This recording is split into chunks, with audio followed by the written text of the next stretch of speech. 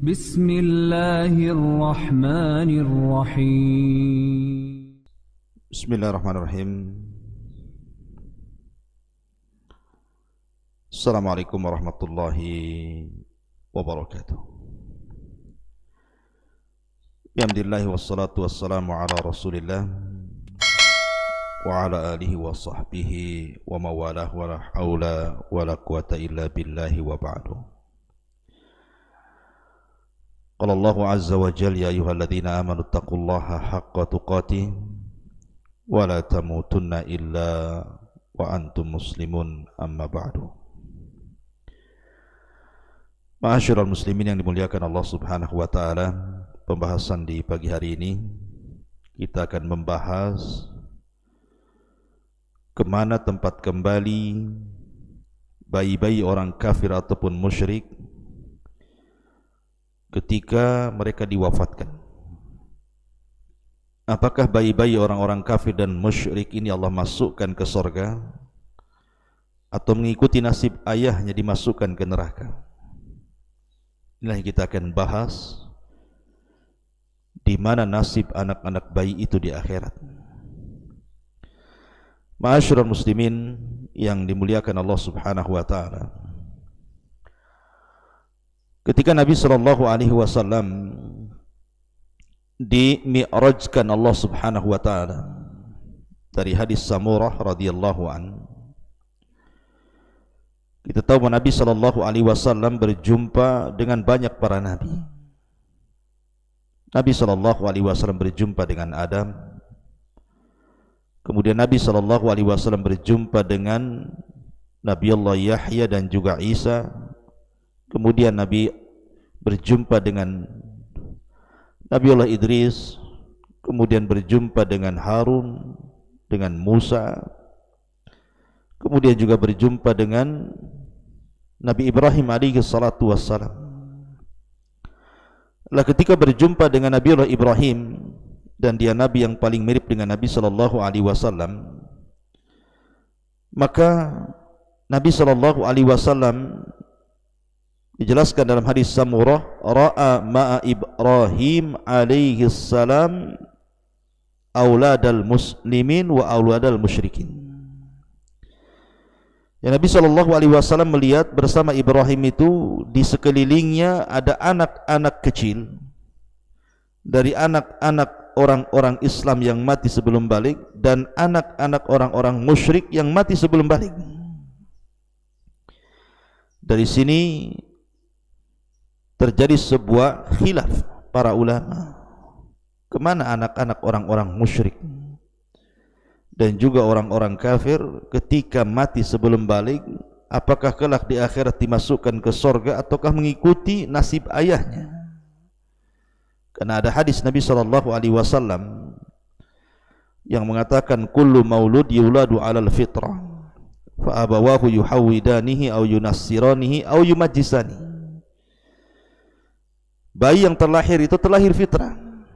Bapaknya yang menjadikan dia Yahudi ataupun Majusi ataupun Nasrani.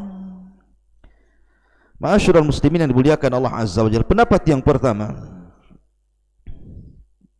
adalah bicara tentang atfalul muslimin dulu, anak-anak orang Islam yang meninggal sebelum balik. Ibnu Katsir rahimahullahu taala mengatakan bahwa fa amma wildanul mu'minin fala khilafa bainal ulama'i kama hakahul qadi Abu Ya'la ibn al-Farra al-Hambali anil imami Ahmad annahu qala la yakhtalifu fihim annahu min ahlil jannah.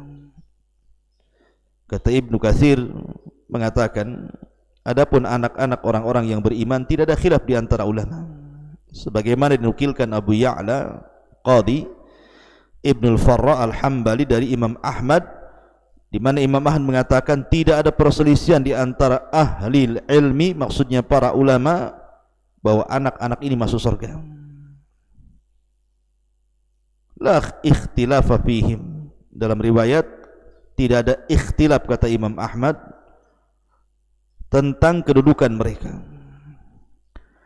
Bahkan Imam Nawawi juga mengomentari, ajma'a man yu'tad bihi min ulama'il muslimin ala anna man mata min atfalil muslimina fahuwa min ahlil jannah li'annahu laysa mukallafa.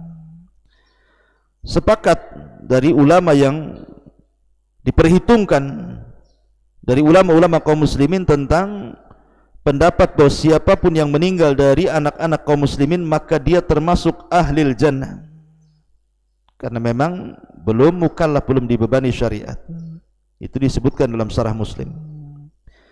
Kemudian Al-Qurtubi mengatakan, inna qaula annahum fil jannah huwa qaulul aktsar, dan perkataan bahwa mereka anak-anak kecil itu di sorga, maksudnya anak kecil kaum muslimin, adalah pendapat jumhur mayoritas para ulama. Ma'asyiral muslimin yang dimuliakan Allah Azza wa Jalla, pembahasan yang kedua ini yang kita akan bahas. Lalu anak-anak orang-orang kafir, anak-anak orang-orang musyrik, kemana kembali mereka? Pendapat yang pertama, mereka sama dengan orang Islam. Anak-anak orang Islam masuk surga, mereka juga masuk surga. Alasannya karena belum ada dosa. Ada juga yang mengatakan mereka diletakkan di A'raf, tempat di antara surga dan neraka, walaupun terakhir mereka akan dimasukkan ke dalam surga. Dan ini sebagaimana yang dinukilkan oleh Ibnu Abdul Bar dalam kitabnya At-Tamhid. Dalilnya hadis Samurah tadi, seperti yang dikisahkan bahwa Rasul berjumpa dengan Jibril, Nabi SAW berjumpa dengan Ibrahim, kemudian di sekeliling Ibrahim itu ada anak-anak kaum muslimin dan juga ada anak-anak orang-orang musyrik. Artinya mereka masuk surga. Ma'asyiral muslimin yang dimuliakan Allah Azza wa Jalla. Kemudian pendapat yang kedua, bahwa mereka mengikuti ayahnya, mengikuti ibunya, mengikuti orang tuanya. Kalau orang tuanya masuk neraka, mereka masuk neraka. Kalau orang tuanya masuk surga, mereka masuk surga. Dan ini yang dinisbatkan kepada Qadi Abu Ya'la, sebagaimana yang disebutkan dalam kitab Hasyiah Ibnul Qayyim terhadap Sunan Abi Dawud. Dalilnya adalah hadis Salamah ibn Qais al-Ashja'i. Dia mengatakan, ataitu ana wa akhi an-nabiy sallallahu alaihi wasallam. Aku pernah mendatangi Nabi, aku dan saudariku dan saudaraku. Fakulna, kemudian kami katakan, inna ummana matat fil jahiliyah. Rasul, ibu kami meninggal di zaman jahiliyah, dan ibu kami ini tuqri'ul dhaifa, suka menghormati tetangga, wa talasilur rahim, suka menyambung silaturahim, wa annaha wa'dat ukhtan lana fil jahiliyah. Tapi sayang dia pernah menguburkan anak perempuan yang merupakan saudara kami di zaman jahiliyah, dan anak itu lam tablughul hanas, tidak sampai balik, dia sudah mati dikubur hidup-hidup. Maka Rasul mengatakan, al-wa'idatu wal mau'udatu finnar illa an tudrikal wa'idatal islam fataslam. Maka orang yang membunuh bayi itu, dan bayi itu di neraka, kecuali bayi itu hidup dan menemui Islam dan dia masuk Islam. Nah, hadis ini dihasankan oleh Al-Hafidz Ibnu Katsir dalam tafsirnya. Kemudian juga diterima oleh Ibnu Abdul Bar dalam kitab At-Tamhid. Dan ada hadis-hadis yang menguatnya, tapi sebagiannya dhaif.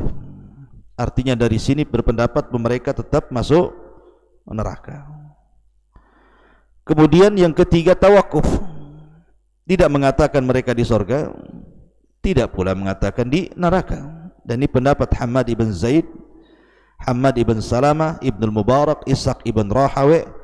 Kemudian mengambil dalil dari Abdullah ibn Abbas ketika ditanya tentang orang-orang, anak-anak orang-orang musyrik.